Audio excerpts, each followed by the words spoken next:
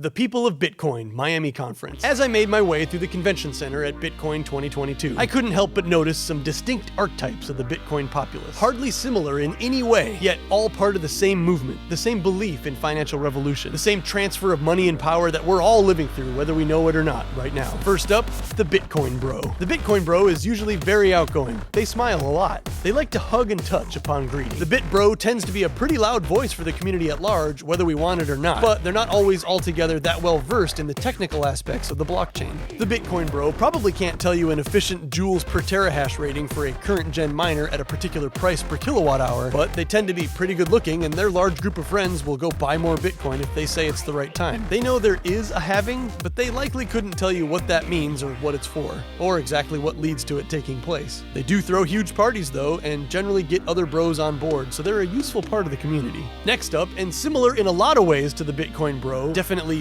Bitcoin Bro adjacent, but more refined in their dress and hairstyle, the I'm in finance dudes. Sure, their watch costs more than their daily driver, but you'd never know that because they rent a supercar for the afternoon to valet at the show. They perpetually have just gotten a haircut that day, they have unnaturally white teeth and leather patent shoes. I'm in finance only wears fitted, tailored shirts, and their main focus is on the gains. It doesn't matter to them whether Bitcoin is decentralized or not. They wouldn't care if it was mined with straight coal power. They will learn your first name and then use it a little too often during conversation, like a timeshare salesperson. And they've got some secret to success that they're unable to exactly articulate when you ask any specific questions about how it works. On the complete opposite of the spectrum, and sometimes on the spectrum, we have the true believer. To these guys, Bitcoin is everything. It's likely that they're more into Bitcoin than whatever group of people originally wrote the code. The true believer is wary of the government, only buys non-KYC'd coins directly from his mining connections and doesn't keep any fiat in the bank. He's ready for the inevitable fall of the Western financial system, and when he talks about it, it almost seems like he's looking forward to it. He's already learned how to make his own soap and catch food from nearby streams and lakes. The next guys are super rare, but they're in there, the walking man card. These guys are one of the smallest in representation, but they make up for that with uncompromising confidence, steady but not creepy eye contact, and the frame of a 2012 Daniel Craig. On to the Bitcoin free folk. To free folk, good and evil come second to their need to be free. What they appreciate most about Bitcoin is its chaotic neutral stance, not controlled by any governing body, but rather flowing with the river of life, like so much water in a stream as it passes by their 1993 E-Series Ford stealth camping van. They're not dodging taxes. This money is separate from the system, man. It's not constrained. It's not tracked and controlled on an immutable blockchain with thousands of public ledger copies forever and ever. It's peace. It's real. It's open, and most importantly, it's free. Though not in the traditional financial definition of the word free, or any of those other things. Free folk are generally a pleasant bunch, and they're usually willing to do some odd jobs on the side in exchange for a free place to stay for the weekend. Next up, the engineer. These are your miners, your immersion tank builders, the firmware authors. They design the networks that everything rides on, and they mess with the hardware to make it all run faster. These are the guys that live in the belly of the ship that makes this pleasure cruise possible for the rest of us in the first place. The engineer's not always the best communicator. In fact, they're categorically bad at it. They've never been bothered with the nuances of simplification or general concepts that regular people might understand. Whatever their field of study, you'll hear about it in specific terms that likely make no sense to you. They know that there's precisely 3.41 BTUs of heat rejection necessary per watt of power consumed by an ASIC miner and what you need to do to achieve equilibrium. I'm closely aligned with the engineer. That's what I went to college for originally. But more recently, the social media person.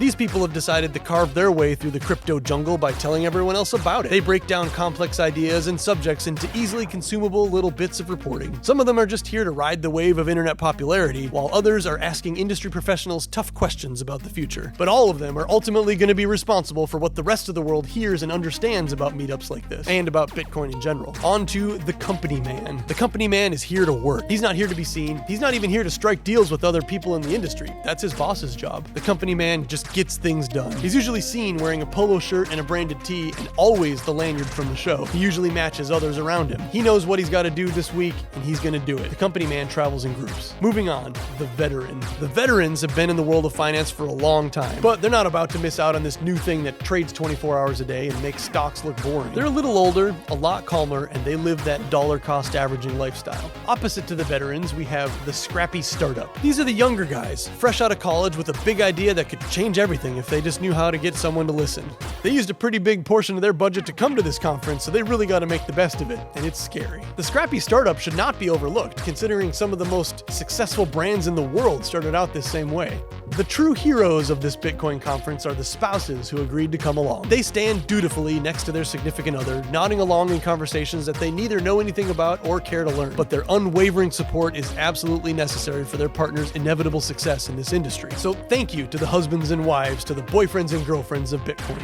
On to the whales. You might think you could come into a big public expo and be able to point out the very rich among the people. But I would contend that without these little blue wristbands, you'd probably be wrong in a lot of cases. Bitcoin whales come in all sorts of shapes and sizes, all different styles and origins, and unlike the finance bros who want nothing more than for you to know about their six-figure incomes, the whales tend to be a lot more understated. One thing it seems that they all do have in common is that whenever you see a Bitcoin whale in the wild, he'll be on his phone. They must have a lot of business to attend to with their heavy weight in the industry. Some of them just got lucky and got in really early, while others had some brilliant idea that spread like the coronavirus. These are some of the whales of Bitcoin 2022. And finally, we have arrived at the very rarest archetype of them all at the largest crypto conference in America. You could spend a whole day at the conference, and depending on your path of travel, you might not come across one at all. I call this Bitcoin enthusiast girl. It shouldn't come as any surprise, I suppose, especially when I look at my YouTube subscriber statistics, but coming from pretty much anywhere else, it's kind of amazing. Make up only 4%. I am, of course, exaggerating. There were plenty of girls at the conference. One, in fact, was very helpful in my never-ending quest to understand more about the various cooling methods for an S19J Pro, though they were undeniably outnumbered in general. And that's it. This one's over.